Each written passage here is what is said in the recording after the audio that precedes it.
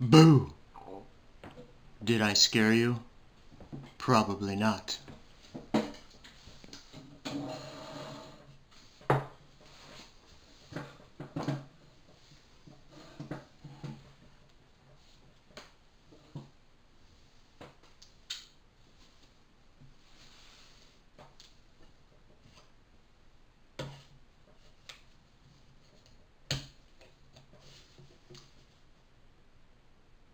Happy Halloween time, ladies and gentlemen.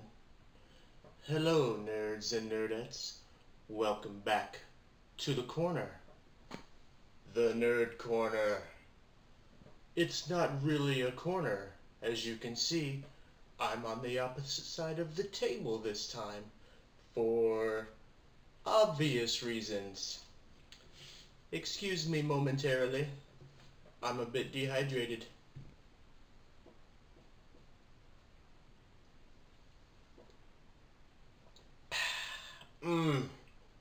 Orange fiber. Lovely. What a way to horrify your friends and family this Halloween. More fiber. Anyway, nerds and nerdettes, welcome back to Nerd Corner. It's Halloween time. Actually, it's a little bit before Halloween time, but I consider the whole of October to be Halloween time. And you know what? All the way up through Thanksgiving, I consider it to be Halloween time.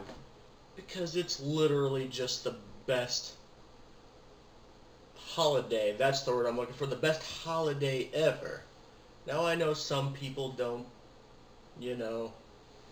celebrate this fantastical time of year. And to that I say, to each their own. I shall not judge you. But, my friends, today, me and you and I, just the two of us, see what I did there, are going to be discussing the world of horror today. Yes, horror. But not just any horror, because horror movies, horror stories, in the world of literature, film, comics, manga, animation, it's film.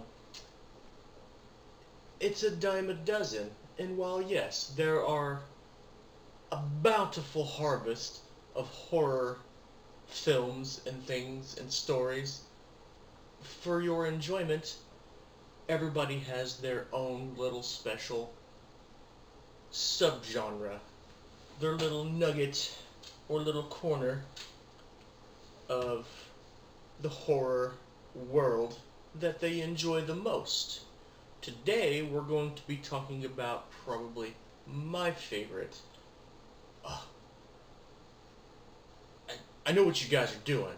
You get your mind out of the gutter. I am a married man. With that being said, guys, what is your Halloween costume going to be this year? Is it going to be the Scary Witch? Is it going to be Vlad Dracul? I'm going to be going as what I always go as, the disgruntled Walmart employee. See what I did there? Anyway, don't at me. I'm not your hollaback girl. Moving on. Cosmic horror. To some, known as eldritch horror or,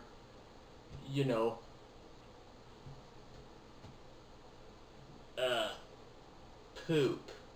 I had this all planned out in my head and everything else,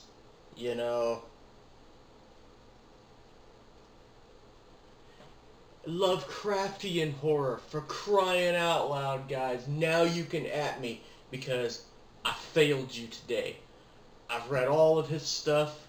He's one of my favorite authors, and yet oh my god, so much for fiber. Did you guys see that brain fart? Just, man. H.P. Lovecraft. Lovecraftian horror. He's pretty much the guy who modernized cosmic horror, or cosmicism, which is the fear of the unknown, essentially. However, from 1930 and on, there have been other authors contribute to his mythos, the Cthulhu mythos. What is Cthulhu? Well, he's an elder god. He's the god of the deep, who has supposedly been resting somewhere in the Atlantic Ocean for thousands of years, and when he comes back, he's going to take over the earth. What makes him cosmic horror? Well, for one, because we don't know what he looks like. Okay, so as far as the comics and the stories and the games go, yes, we know what he looks like. But as far as H.P. Lovecraft was concerned, we are supposed to have zero idea what Cthulhu or his brethren look like. So, therefore, unknowable evil or unknowable fear. He is a concept that takes shape, as do most things. And for the record, we will touch upon a little bit of, religion and Christianity in this video, so I don't want to offend anybody, so therefore, if you are not comfortable with carrying on, please stop right there. For the rest of you, let's continue. And like I said, don't want to offend anybody. This is not what this is for. This is for pure enjoyment and speculation only. This is just mostly for fictional purposes. Fear, which can also be brought to light in our everyday lives, because there are so many things in our normal everyday lives as humans that we just do not understand. And going back to H.P. Lovecraft real quick, so Cthulhu is essentially, although vastly superior in intellect, size, and scope and power to mere mortals, he is one of the weakest gods in Lovecraft's mythos. He's just the face behind them. Anyway, you have all these vast cosmic beings called outer gods that just dwarf him by comparison. I've got the list. For instance, you have, how do you pronounce his name? Nyarlathotep. Yes, Nyarlathotep, who is essentially an insidious being who travels from dimension to dimension. Yes, dimensions. We know what dimensions are. But can the human mind outside of the world of movies and comics and science, of course, because there are those theories on transdimensional and multiversal theories and stuff, but can the normal everyday human, me, you, I think about it all the time, but what would happen if a portal to a hellscape just opened up like in Doom right here in my own kitchen? What would I do? Well, I would die, but what thought processes would be going on in your head? That's not something that you can really comprehend, as it's not happening. We can fear it, yes, and some people do. The whole, Judaism level of Christianity, heaven and hell, goes back to cosmic horror. While the Christian God's not supposed to represent horror by any scope of the words, his counterpart, Satan, Lucifer, the devil, does. However, God made Lucifer. He was an archangel. And now he's the face of evil. But due to the laws given to man by God, he cannot directly intervene in the daily lives of mortals. He just influences them. But you know, his name, Lucifer Morningstar, means the light bringer. Therefore, potentially God set him about creating all the light on the planet, the sun, the stars, etc. You know, he deemeth, they do. So therefore, how can we even fathom this kind of power? We can think about it, we can write about it, we can read about it, but at the end of the day, even something that humans hold so near and dear and commonplace, can you actually fathom the power of a deity that supposedly created the universe? I mean, what would he even look like? Or she, ladies. Some representations is a she. That's fine. I am okay with that. Fiber time.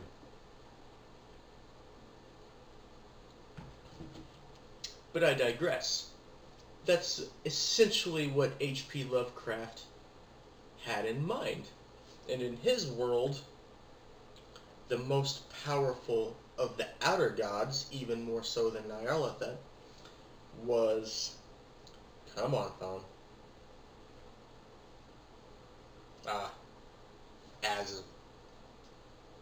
Azathoth. I always get him confused, him and Yog-Sothoth, because it's been so long since I've read the stories, but Azathoth is what they call the blind idiot god, but that's because he essentially created our reality. He lives outside of everything that we know.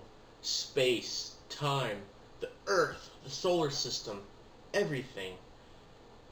And the speculation of the people in the story is that if he were to wake up, then even something as powerful as Nyarlathotep or Cthulhu and us would just cease to exist. He would literally blink us out of existence. But because he is an endless dreamer, we are here. Now, obviously, this is a work of fiction, like I said, not looking to offend anybody. It's just something that I enjoy. It's something that you have to, you know, especially if you're a religious person, take a look and be like, man, here we are on this huge, compared to a human, the Earth is vast.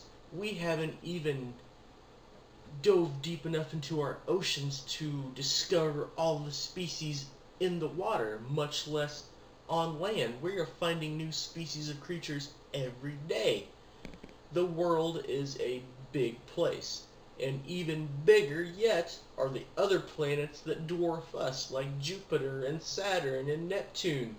And even bigger than them, other worlds in the solar system. The galaxy is ever expanding, and maybe we will, not in my lifetime, probably not in my kids' or my grandkids' lifetime, maybe one of these days the humans will get off this rock and be explorers, like in another one of my favorite horror films, Alien. Here I have the quadrilogy, which is now a sextilogy due to Prometheus and Alien Covenant, also fantastic.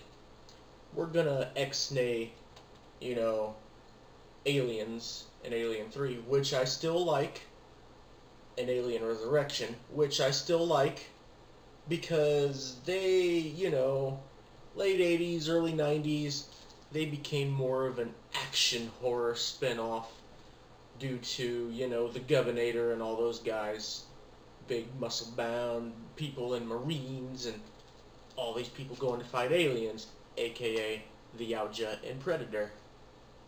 But the original Alien,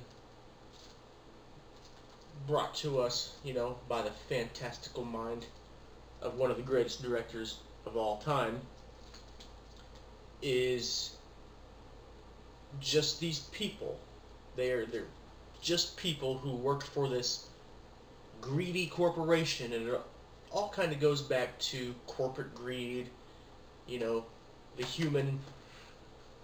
the idea or human concept of sin, greed, lust, power, and greed is one of the worst. It's like, what What makes humans want to mess with things beyond their comprehension? Well, one is greed and power, and two is just our overwhelming curiosity. But as far as stories and literature and movies are concerned, curiosity did indeed kill the cat. Pardon me.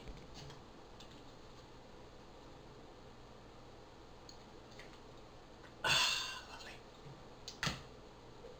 There are so many movies out there, guys, that just deal with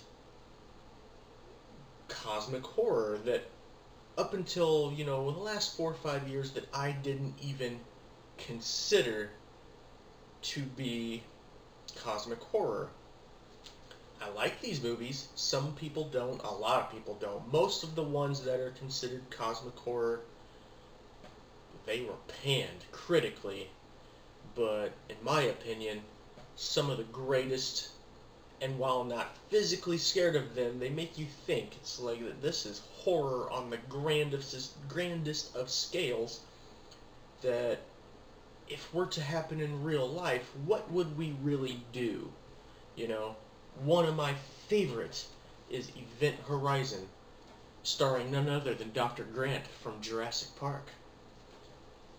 And in it, he hires a crew on a scientific expedition, a rescue crew.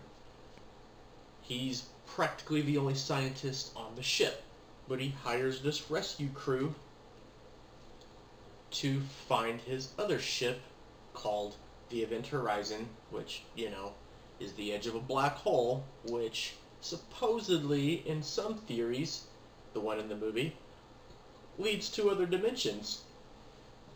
Now, in this movie, the drive core acts as the portal to a hellish dimension, like we were talking about earlier, and from there, things just go utterly crazy, and Dr. Grant becomes such a not nice person.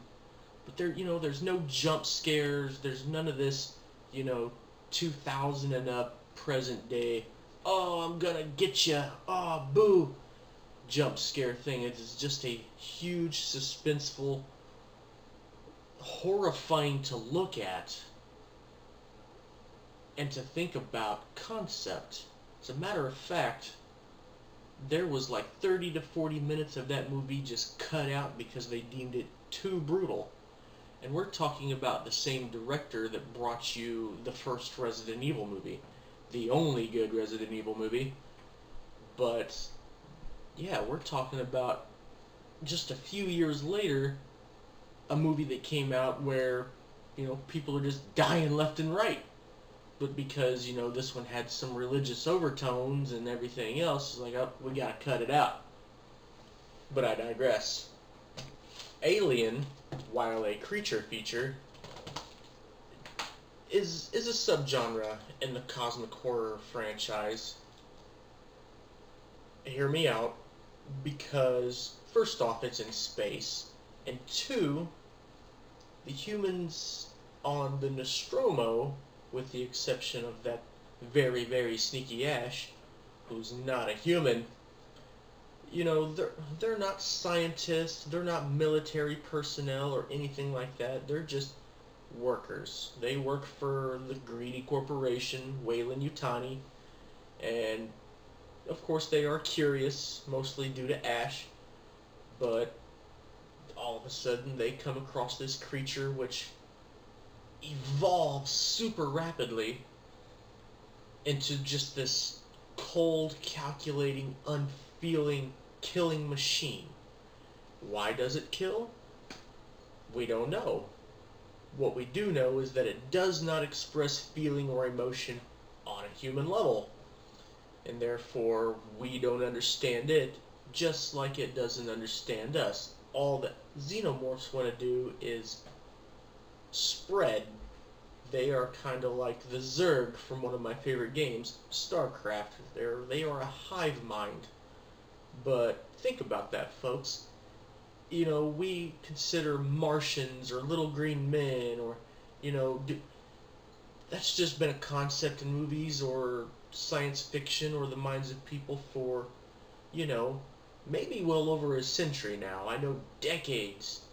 Um, so many alien movies, and so many spoofs. You got Mars Attacks, like everybody's favorite alien is the Martians. We've got so many iterations, but whether it's John Jones, the Martian Manhunter, who's this big buff green guy who has vast telekinetic powers and strength comparable to that of Superman, along with the ability to telepathically connect with every single human on Earth, which is impressive.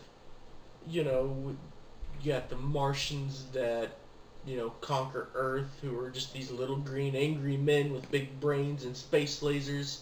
Like, we've been trying to think of what aliens would look like practically all of our lives, and we just do not know. It's just a concept.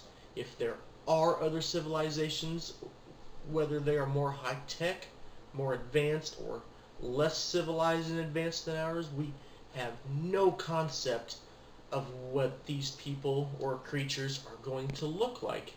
We don't know if they're going to be, humanoid like us, bipedal, have 6 legs, look like a vicious, huge-jawed, another pharyngeal jaw creature, or a little green man. We do not know. That's what makes it, in my opinion, appeal to nerds like me who have an interest in things like cosmic horror. It also stems to other literature like comic books. I told you guys last time on Nerd Corner about Darkseid. As far as DC events are concerned, he is vastly more powerful than what we have been told, according to some of the new writers. And in reality, as in with Final Crisis, if he were to fall to Earth, which was his plan, he would just break the fabric of reality. And while they can put that into pictures and words on a comic book, it's what would happen if we were to find such a being that if they came into our field of view or our minds or tried to reach us telepathically, what would we as the human race do? We wouldn't know. Like, if this being has this kind of cosmic power, they're not going to think like a human. We don't live very long. This being is immortal. It is omnipotent. It is omniscient. It knows way more than we do. And,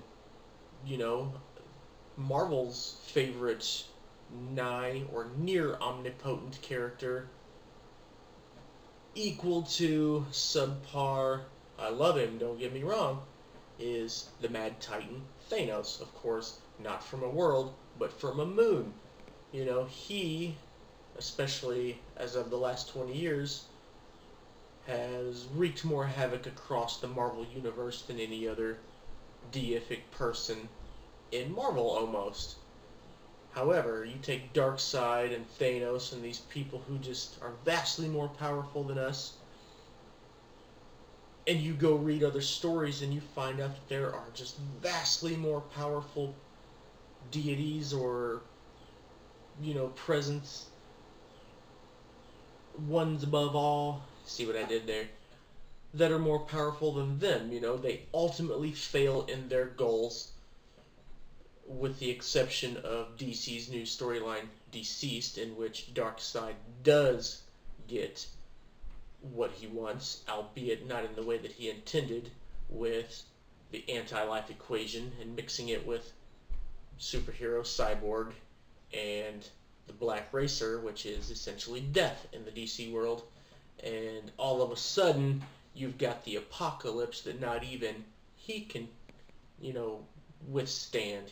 So he is his own undoing, much like humans in movies.